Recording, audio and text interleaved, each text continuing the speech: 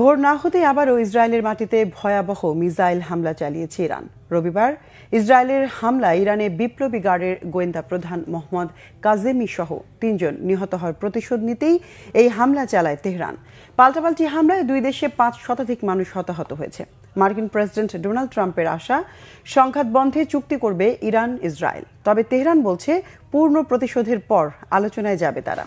সংঘাত বন্ধ নয়, তেহরানের পারমাণবিক কর্মসূচি বন্ধ করাই সমাধান বলে মন্তব্য ইসরায়েলি প্রধানমন্ত্রী নেতানিয়াহুর। প্রতিশোধ নিতে আবারও ইসরায়েলের মাটিতে ভয়াবহ মিসাইল হামলা চালিয়েছে ইরান। এসব মিসাইল আঘাত হানে তেল আবিব ও জেরুজালেম সহ দেশটির বিভিন্ন শহরে।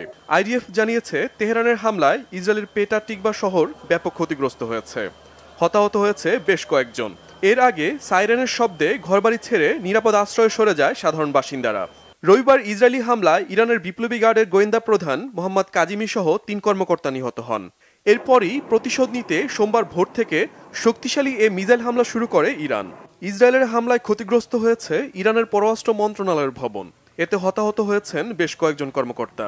তেহরান ছেড়ে অন্যত্র আশ্রয় খুঁজছেন সাধারণ বাসিন্দারা। এ পর্যন্ত নেতানিয়াহু বাহিনীর হামলায় ইরানের নিহত সংখ্যা বেড়ে ২০০ ছাড়িয়েছে। এই পরিস্থিতিতে যুক্তরাষ্ট্রের প্রেসিডেন্ট ডোনাল্ড ট্রাম্প আশা করছেন সংঘাত বন্ধে চুক্তি করবে ইরান ইসরায়েল। তবে তিনি এও বলেছেন কখনো কখনো যুদ্ধ করেই সমস্যার সমাধান করতে হয়। আমি আশা করি তারা সংঘাত বন্ধ করে একটা চুক্তিতে যাবে।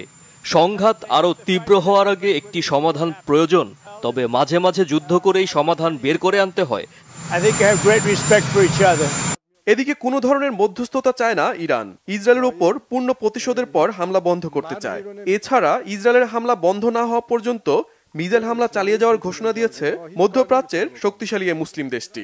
তবে ইসরায়েলের প্রধানমন্ত্রী বেনিয়ামিন নেতানিয়াহু বলেছেন সংঘাত বন্ধ নয়, তেহরানের পারমাণবিক কর্মসূচি বন্ধ করাই বড় সমাধান হবে।